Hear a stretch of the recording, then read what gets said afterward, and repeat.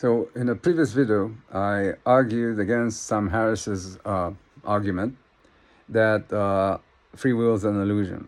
Basically, I said three arguments. Argument number one is that you cannot prove that physical processes produce the intention that they should.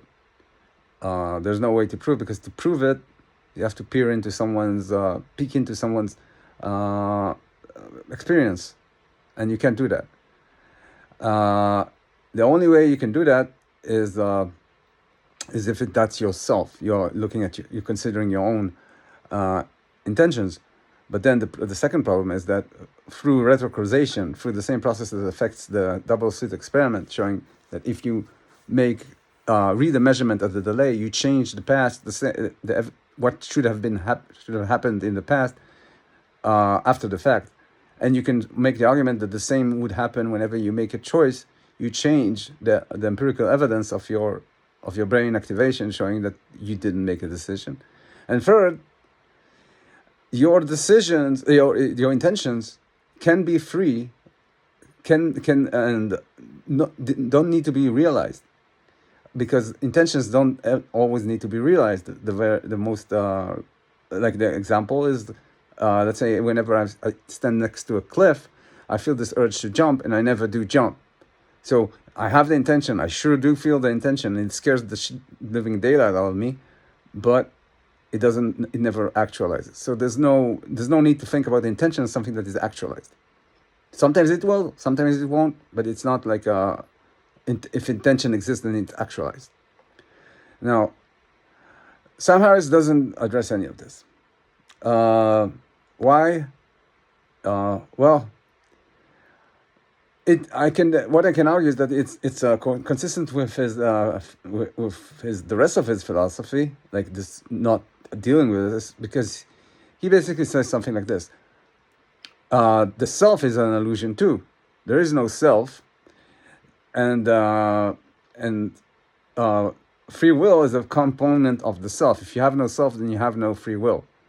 If the self is an illusion, then the free will be an illusion. That's consistent with that. Is that the whole reason? I'm not sure. But once he makes that argument that the self is an illusion and the free will is an illusion, then he can peddle his mindfulness, which I think is his life mission, and definitely makes him a buck. But I'm not going to argue that he's doing it for profit. I believe that he really believes in it. Now, but what? So okay, so there's so some people make it helps people, like mindfulness helps them. It helps them a lot and makes their life much easier.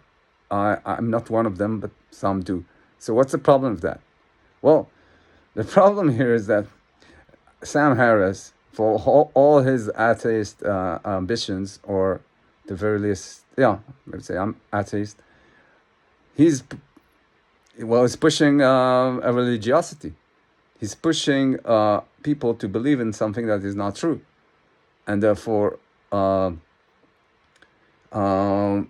make what could be wrong decisions. That's one, and I will explain what the wrong decision, what's wrong about this decision later. But before that, there's another thing that this religiosity causes, and that is that it makes us live in a reality which doesn't make sense, because it doesn't agree with what is true, and then we have to go through hula hoops, to believe in things that don't make sense. And the same way a religious person will not see the evidence in front of their eyes. And why do I say that? Well, first, of course, free will. I feel I have free will, and Sam Harris says that it's an illusion. So if I take his word, I take his arguments, I accept his arguments, I have to reject my intuition that I have free will. And then, okay, so is that all? No. If I assume that the self doesn't exist, is an illusion, therefore the will is an illusion. what is the self? The self is this thing that is produced by this combination of memories of the identity and the experiential thing. Now, if I assume that free will doesn't exist, then the experiential is also an illusion.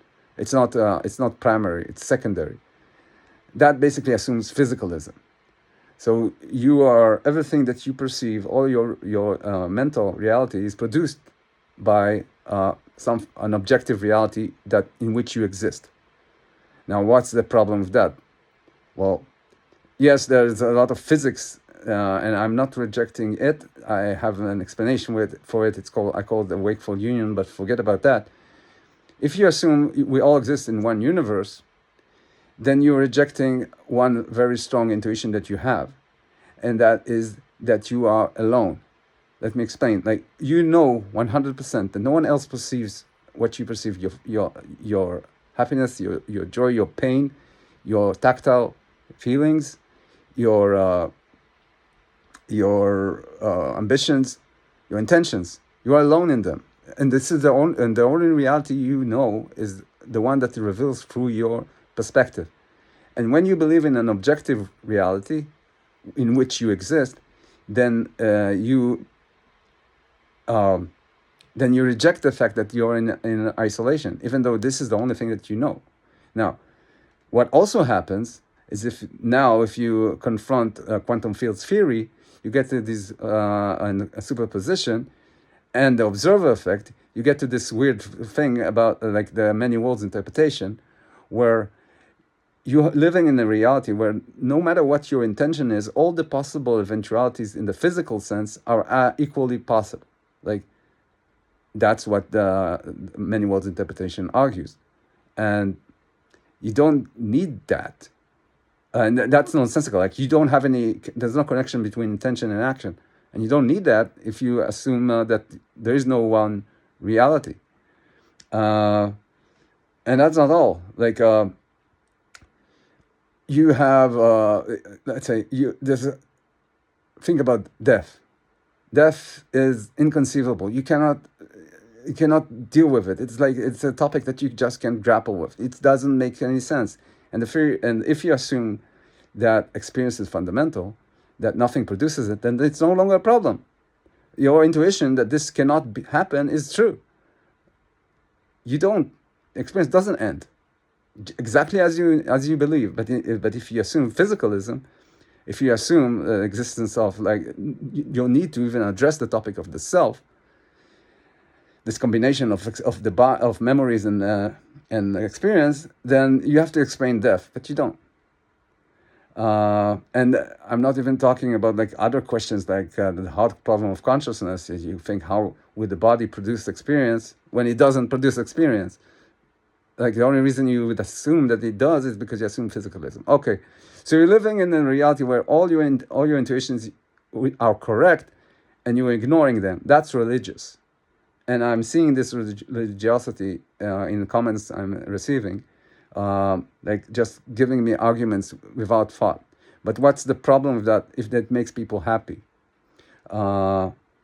Well, the problem with that is that there's also consequences to a reality where physicalism is wrong. And one of them is that there is a contract between the body and experience. And the body needs to captivate experience. And what you do if you accept go into mindfulness is you weaken that contract. You make it so that experience doesn't care so much about the living in its body, in its corporeal existence. And what happens then is that this body becomes evolutionarily non-viable, and other persuasions win over it because it simply abandons the shared commons. And so